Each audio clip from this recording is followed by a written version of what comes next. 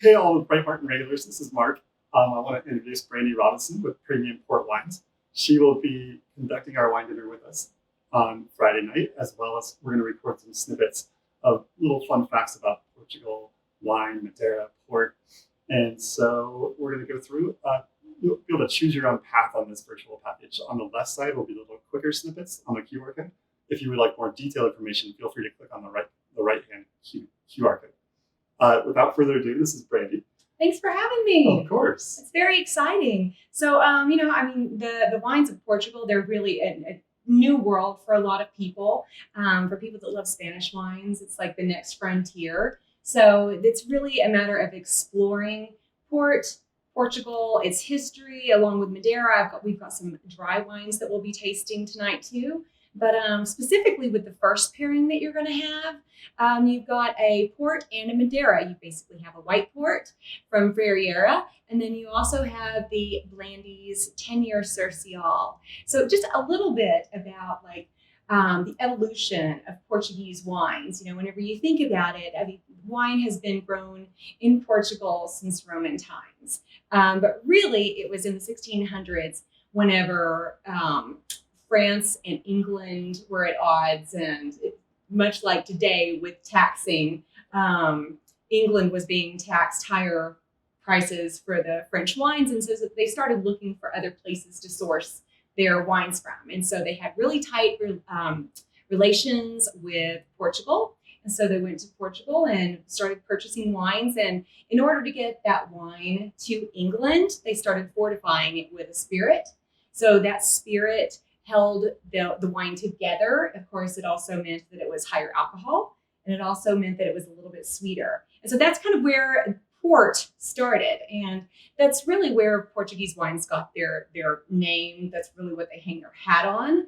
And whenever you think about the way that ports are made with fortification, they're harvesting the grapes out of the Douro Valley. That's where all ports come from.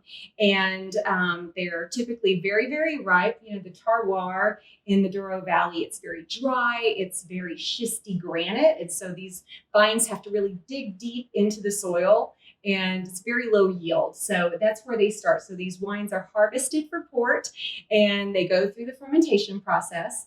And during that fermentation process, when sugar's really high and alcohol's really low, and they start to, that alcohol's turning into sugar. So, the sugar's turning into alcohol, pardon me. They stop the fermentation, and that's when the sugar's high and the alcohol's high because they've added brandy, the neutral spirit, to it, which is about 70 to 80% alcohol. So you get just that sweeter style, but there's a lot of great acidity with port. And so the first wine you're going to have is the white port, which isn't the most typical of the ports that you'll find in the Douro Valley, but it is something that tends to be an aperitif. And a lot of people will mix it with tonic over ice with a little spritz of citrus. And it's really, really lovely. So hopefully that'll go really well with this first course. That's great. One thing we wanted to do with this dinner as well was a lot of people have misconceptions that port or Madeira can only be an aperitif or a digestif. So we really wanted to start with port and Madeira on the first course and also finish with port and Madeira at the end to bring it full circle. So kind of something fun that we wanted to do there. And would you like to talk a little bit about Madeira? Yeah, so the island of Madeira, it's a Portuguese island, but it's actually closer to Morocco than it is to Portugal.